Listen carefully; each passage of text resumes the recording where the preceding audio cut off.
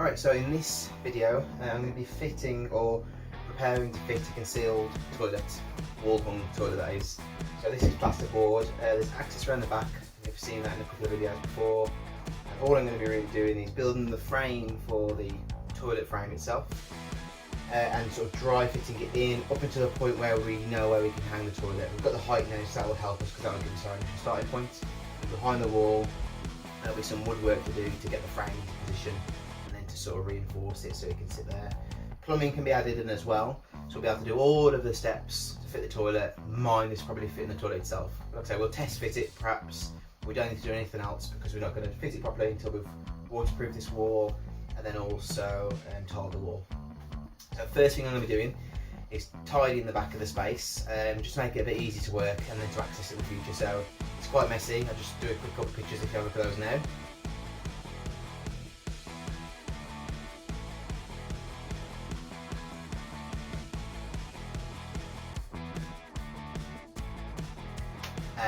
And next I'll clean up, make sure it's a bit more accessible, and I might lay some boards down in there as well so I can move a bit more freely. So there's a bunch of old copper pipe to remove, load of just mess really, some old bits of wood, yeah, just generally tidy the space and make it a safe space to work in. Once that's done I can get to work right behind here. I do get some reality what I could do, which I'm probably not actually going to do. I could just cut this wall off and work from this side. Totally legitimate, could do that. But I think rather than cutting a big hole in the wall unnecessarily, I'll do the job I'm supposed to do around the back anyway. Tidy up, board it out, work from behind, and then I'm not creating more mess than I need to. And then also I've got a good working space and access space for the future as well. And one thing I'm probably going to be doing whilst I'm there, I missed it off in a previous video, was adding the waste for the sink. So I might do that running around the back, but nonetheless, if I've got a good working space, I can do that at another point with ease. Okay, I'm going to crack on. You see the mess in a second, and I'll crack on making it look a bit tidier.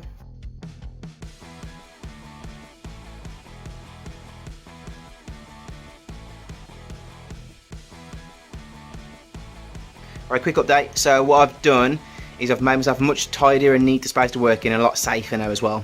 So I have some leftover floorboards, got loads of these left. These are the sheets, tongue and groove sheets. I've laid them either side of the saw pipe right now on the basis that I haven't got the exact height fixed into place for the saw pipe. So I thought I'd make a channel, that's enough for me to walk through, and then I'll create some shimps or something to create the fall on the saw pipe as and when I do. I'm not going to do that until I fit the rest of the wastes. So I'm walking into the space now, a lot more easy than it was before versus balancing. I'll create this up here just for now, might not need that space there. But when I start working up there, which will be my pipe work to the other bathroom, which will be downstairs, it'll be easy way through. Right here, this is where I'll be working now, so within this space. So the toilet's going to be popped in between there, that piece of wood there is going to go, and I'll reinforce it, and then that's when my waste comes out from the shower. So a lot here tidier, and I can walk a bit more freely now. So considering I haven't even started the bathroom yet, and this is taking me 2 or 3 hours I'm guessing all in all, I can now have a brew and then start the toilet, so I'll come back to that in a minute. It's a really quick video here. So I had to put together the frame initially. The instructions are, let's call it busy, but there is a really good YouTube tutorial for putting this together. Doesn't talk about putting it behind a stud wall, but the construction of the overall unit itself, it's pretty decent. About 12 minutes long, so I'll put a link in the description below. So first thing I need to do, ultimately this is going to be behind the wall. As I said earlier, I could have just cut a hole in the wall, might have been easy to be honest. I've cut the wall off, could have been easier. So I've gone behind the wall, worked out my boundaries I guess. So I thought I'd be able to have the toilet a bit further over here. Actual fact, there's a brick wall here basically, so this is as far across as I can come, which is a bit unfortunate. Nonetheless, that's as high as I can go.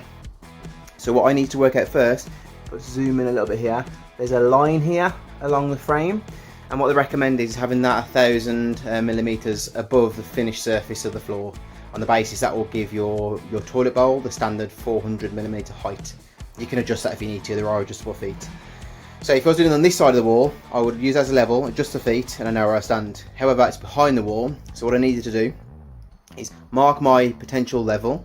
I poked a hole in the wall so I can see the other side, and I'll put a screw in there, and over here as well, so it's quite clear for me. Then I'm going to go behind the wall. I've got a bit of timber to remove, if you recall the back of it, and then I'll lay it in position, make sure this line here lines up to this line here, and then when it does, I tighten the bolts down here and then start to secure and reinforce this into the timber structure behind the wall. So I'm going to get cracking on that now. Okay, so super quick video behind the wall here now. So as I mentioned, I've got a big timber brick wall over here, so I can't come any further. This will be inside of the frame. I was going to reinforce this, but this is pretty much bolted to this wall here. That's pretty much secure, and I don't want to lose another 2 inches as well, to be honest with you. So I'll keep that as is rather than having a double on there. I'll have the double on the other side. This one here, in fact, let me turn this camera around. This one here I'll be removing, so I'm going to remove in a second. And then I mentioned I poked some holes in, so there's a hole just up here and a hole here. So I know I need to get the level of that frame, the mark on that frame, which will indicate 1,000mm off the ground, with that level line there. That's the plan. So I'll adjust the feet when I lay it on this side plate down here. But the first step is removing this post. Once I remove this post, I'll get the frame in, adjust it, level it, secure it, and then add in the reinforcements. So I might end up bolting or something to this, because I think we're going to come about here perhaps, and then over here I have to just bolt it to that rather than losing another 2 inches. Otherwise the toilet will basically be in the sink by the looks of it. So yeah, I'm going to crack on with that now, and then I'll let you know when I've done. It's another one of those jobs where you spend ages behind the wall and you've got pretty much nothing to show for it. I just wanted to quickly show you what I'll be doing from the front here. So these holes are the top of the opening. These are roughly where I could reach with the plaster knife, so whatever, over here and here. So I'm just going to cut this out, and then I think it'll extend to about here, but there is a template I can use as well, so I'll get that in, and that will be the sort of main hole that exists. This hole down here, this one will be for the small hole which will flush the toilet. This one will be the bigger hole, which will be for, you know, the actual waste when you flush the toilet itself. That was just a hole from before that can be ignored. And then these two here are the bolts that hold it to the wall.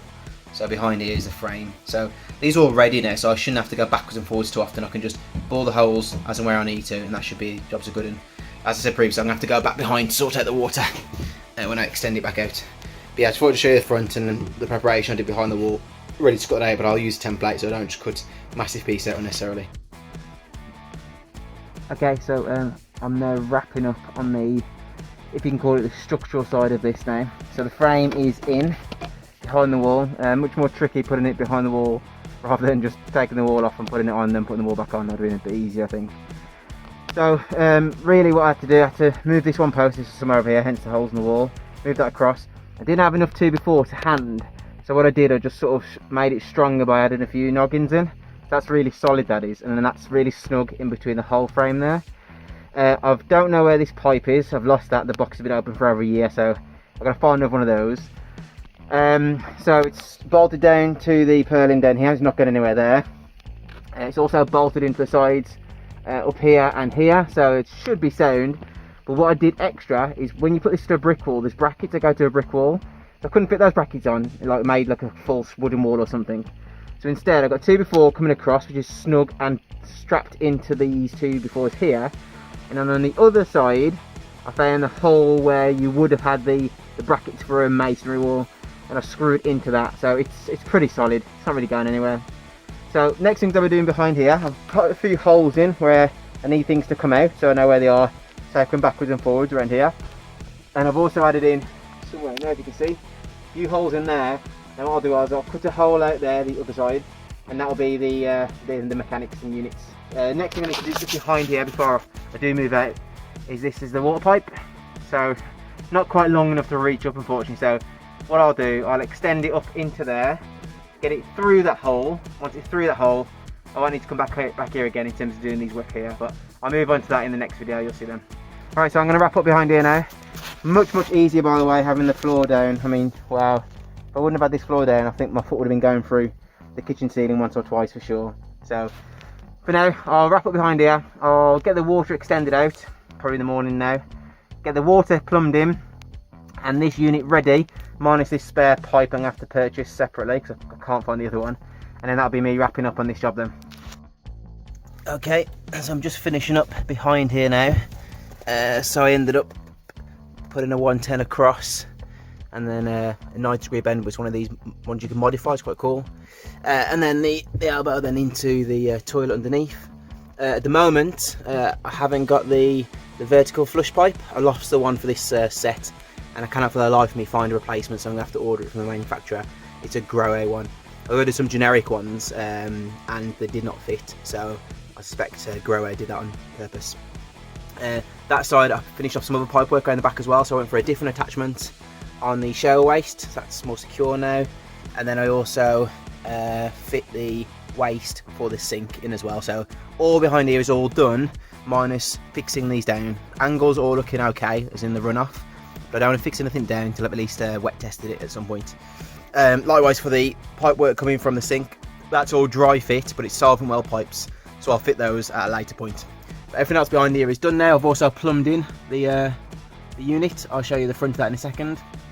But I'm pretty much done in this space, minus that damn pipe I'm gonna have to get at some point.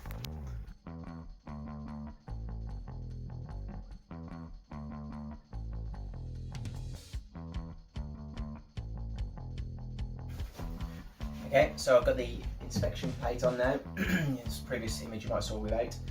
Now that's on, this toilet job is pretty much done. These all come off. These are for a tile guide. I've still got to fit the vertical flush pipe on the other side. I've got access both front and back, that's fine. The next things I'll be doing in this general space will be tile backer board and then tiling, and then this is quite useful as well.